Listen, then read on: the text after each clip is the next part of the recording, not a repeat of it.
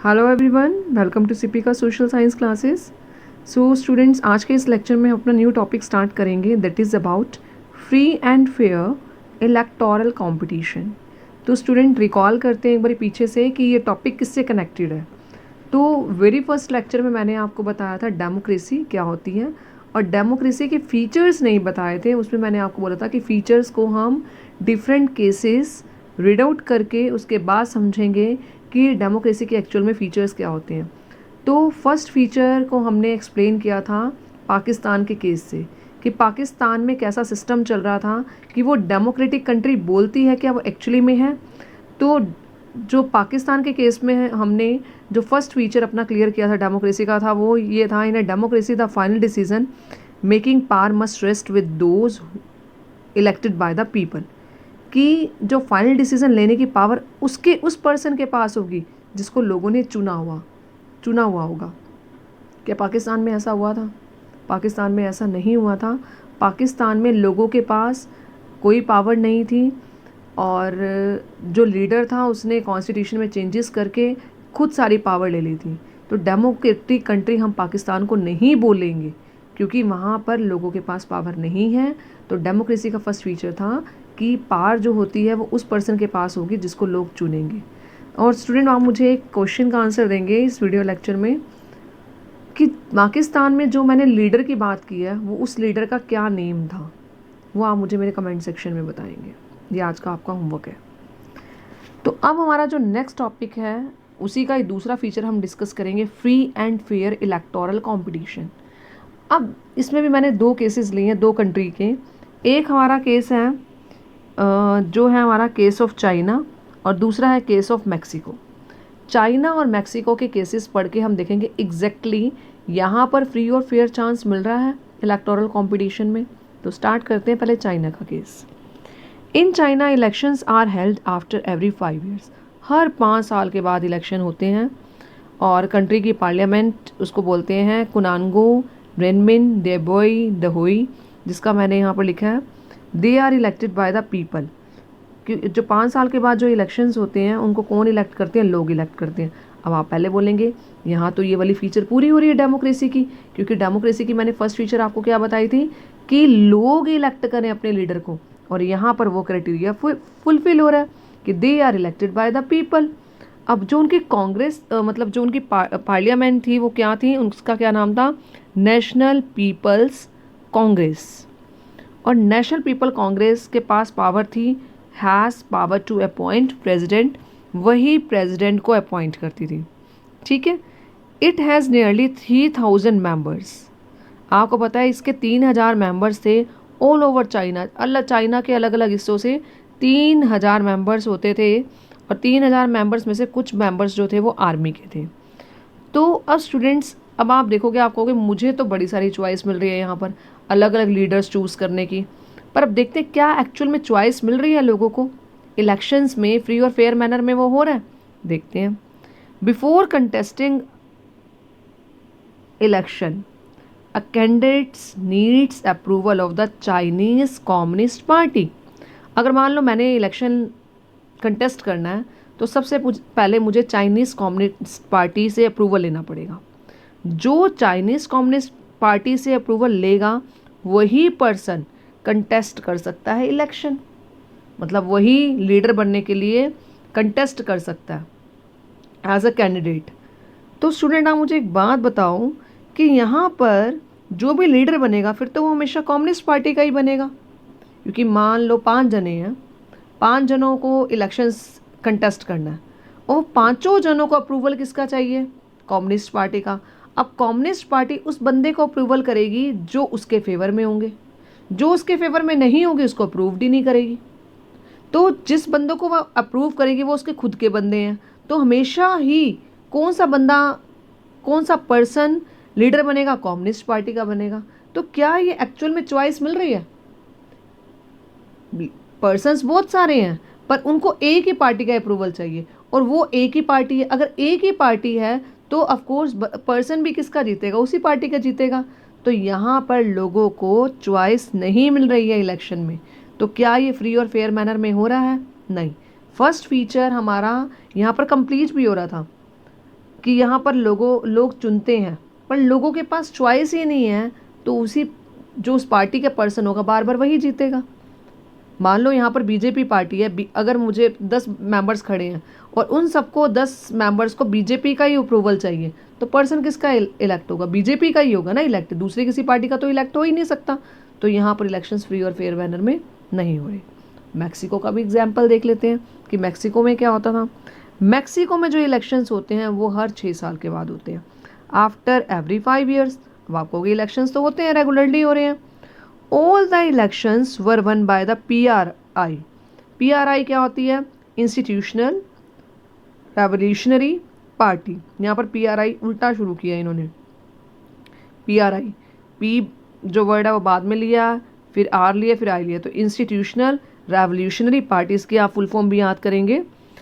तो यहाँ पर क्या है, since its independence in 1930 Mexico holds election after every 6 years to elect its president. The country has never been under a military or dictator rule. यहाँ पर country ने कभी भी मिलिट्री रूल नहीं चलाया या डिक्टेटर का रूल कभी भी नहीं हुआ यहाँ पर। But 2000 every election was one by a party. कहते जितने भी इलेक्शन हुए हैं वो सारे के सारे इलेक्शन को कौन वन करता है? PRI जीतती है। और ऑपोजिशन पार्टी है वो भी इलेक्शन कंटेस्ट करती तो हैं, पर वो कभी जीत नहीं पाती है। वही है ना, हमेशा PRI बन रही है। तो ऐसा क्या तरीका है कि दूसरी और पार्टीज ही नहीं है? दूसरी भी पार्टीज हैं, पर कभी भी उनको चांस ही नहीं मिलता जीतने का। स्टूडेंट, आपको एक बात बता दूं, जब भी मैं कोई लेक्चर देती हूँ या मैं आपको समझा रही होती हूँ, तो आप अपनी NCERT की बुक खोल लीजिए। आपको इजी रहेगा, आपका चैप्टर रीड भी हो जाएगा, क्योंकि मैंने जो सारा टॉपिक ये लिया है ये NCERT के थ्रू मैं आपको समझा रही हूँ। मैंने इंपॉर्टेंट यहाँ पर फीचर्स लिख दिए हैं, तो आप अपनी NCERT की बुक खोल के अगर उसमें से ध्यान से पढ़ते जाएंगे तो आपको लेक्चर बड़ी आसानी से समझ आ जाएगा। ओके, आई होप आप करेंगे ये सब। अब मैंने आपको बताया कि सारे के सारे इलेक्शन कौन जीतती थी? PRI। कभी भी दूसरी पार्टीज को चांस नहीं मिलता था। क्यों नहीं मिलता था? क्योंकि PRI डर्टी ट्रिक्स यूज़ करती थी जीतने के लिए। All those who were employed in government officers थे, उनको ही पार्टी की मीटिंग्स में बुलाया जाता था, क्योंकि वो गवर्नमेंट के अंडर काम करते थे। और जो टीचर्स थी गवर्नमेंट स्कूल्स की, वो भी पेरेंट्स को फ़ोन करती थी, पेरेंट्स को मैसेज करती थी कि आपने PRI को वोट करना है, तभी आपके बच्चों को स्कूल में पढ़ाया जाएगा। तो वो भी फोर्स किया जाता था वहाँ पर। तो जो पेरेंट्स होते थे उनको भी फोर्सफुली इसी पार्टी को वोट देने पड़ते थे। मीडिया भी थी, वो अपोजिशन की जो अच्छी चीज़ें होती थी सबको इग्नोर करती थी। वो दिखाती ही नहीं थी अपोजिशन पार्टी कोई काम कर रही है, बट ये दिखाती थी, उनको क्रिटिसाइज़ करती थी कि अपोजिशन पार्टी ने ये गलत काम किया, अपोजिशन पार्टी ने वो गलत काम किया। कभी भी ऑपोजिशन पार्टी के फेवर में मीडिया कभी भी कुछ भी एक्सप्लेन नहीं करती थी। मीडिया सिर्फ फेवर करती थी PRI को, कि PRI को सपोर्ट करती थी। समटाइम्स कुछ टाइम ऐसा भी होता था, polling booths were shifted from one place to another in the last minute. मान लो मैं अगर आपको बोलूँ 2 एरिया हैं, एक सेक्टर A है, एक सेक्टर B है और सेक्टर C है। मैंने बोला है कि सेक्टर A में वोटिंग होगी, ठीक है, सेक्टर A में वोटिंग होगी, और लास्ट मिनट में मैंने वहाँ से पोलिंग बूथ उठा के सेक्टर C में शिफ्ट कर दिया, और लोगों को बताया ही नहीं मैंने कि सेक्टर C में शिफ्ट हो गया। सिर्फ उन्हीं लोगों को पता है जो लोग मेरे फेवर में वोट करेंगे। जिन लोगों ने मेरे फेवर में वोट नहीं करना, तो उनको पोलिंग बूथ बताया ही नहीं कि उसको शिफ्ट कर दिया गया। तो अब जीतेगा कौन? उनके जो लोग वोट कर रहे हैं उन्हीं को ही पता है पोलिंग बूथ चेंज हो गया है, तो जीतेंगे भी वही लोग जीतेंगे जिनको वो जिताना चाहते हैं। बाकी लोगों ने वोट तो किए ही नहीं, उन्होंने उन लोगों को वोट डालने का राइट ही नहीं दिया। बोल तो दिया, पर एक्चुअली में लास्ट मिनट में उन्होंने प्लेस ही चेंज कर दिया, और लोगों को पता नहीं वोटिंग कहाँ होनी है, तो वोट कहाँ डालेंगे? उन्हीं के मेंबर्स वोट डालेंगे और अपने ही मेंबर्स को वो जिता देंगे। और PRI और क्या काम करती थी? बहुत सारा मनी स्पेंड करती थी कैंपेनिंग करने में। कैंपेनिंग क्या होता है? कैंपेनिंग का मतलब होता है रैलीज निकालना। जैसे अगर हम बोले इलेक्शन के डेज में आप देखते हो रैलीज होती हैं, मीटिंग्स होती हैं, पैम्पलेट्स छपते हैं, मीडिया में उनके बारे में बताया जाता है, और लोग घर घर भी जाके बताते हैं। इवन बड़ी बड़ी सभाएं होती हैं, मीटिंग्स होती हैं, वहाँ पर लोगों को एड्रेस किया जाता है कि आपने मुझे वोट देना है, और अनाउंसमेंट्स होती हैं। तो ये इस पे बहुत सारा पैसा खर्च होता है। तो PRI जो है वो इन कैंपेनिंग में बहुत ज़्यादा पैसा खर्च करती थी। तो जो अपोजिशन पार्टी थी उसके पास इतना मनी नहीं होता था कि वो स्पेंड कर पाए। तो PRI ने इतनी सारी ट्रिक्स यूज़ की हैं, मतलब उस पार्टी ने टीचर्स टीचर्स को फोर्स करवाया कि आप पेरेंट्स को बोलो कि हमारे फेवर में वोट करें। उन्होंने मीडिया में भी अपनी जय जयकार लगवाई और जो अपोजिशन पार्टी थी उसको क्रिटिसाइज़ करवाया। पोलिंग बूथ लास्ट मिनट में वो चेंज कर देते थे और इतना सारा मनी स्पेंड करते थे। तो क्या आपको लगता है इस एग्जाम्पल से कि इलेक्शंस प्रॉपर वे में हो रहे हैं वहाँ पर? अगर हम इसको पढ़ें तो हमारा आंसर आएगा no. We can't say that the elections are held in a proper manner. There are many problems here. China में भी इलेक्शन नहीं हो रहे थे क्योंकि उन्होंने लोगों को चॉइस ही नहीं दी। एक ही पार्टी है, उसी पार्टी की चॉइस दी है, अप्रूवल उसी पार्टी से लेना है, तो यहाँ पर लोगों के पास चॉइस नहीं है, तो इसको हम इलेक्शंस नहीं कह पाएंगे। और अगर हम मैक्सिको की बात करें, क्या मैक्सिको में चॉइस मिली है लोगों को? वहाँ भी चॉइस नहीं मिली क्योंकि वो जो रूलिंग पार्टी है वो कभी डिफीट ही नहीं होती है। अगर पीपल उनके अगेंस्ट भी हो जाएं तब भी वो पार्टी डिफीट नहीं होती है क्योंकि इतनी ट्रिक्स यूज़ की जाती हैं कि लोग कुछ कर ही नहीं पाते। तो यहाँ पर भी इलेक्शंस फेयर मैनर में नहीं हुए, ना तो चाइना में इलेक्शन फेयर मैनर में हुए हैं, ना ही मैक्सिको में।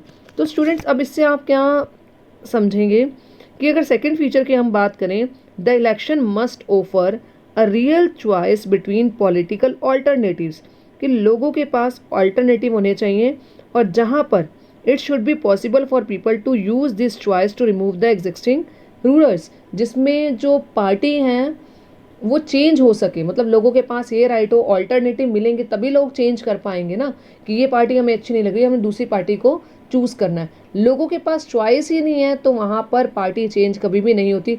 कितने सालों से एक ही पार्टी वहाँ पर रूल कर रही है।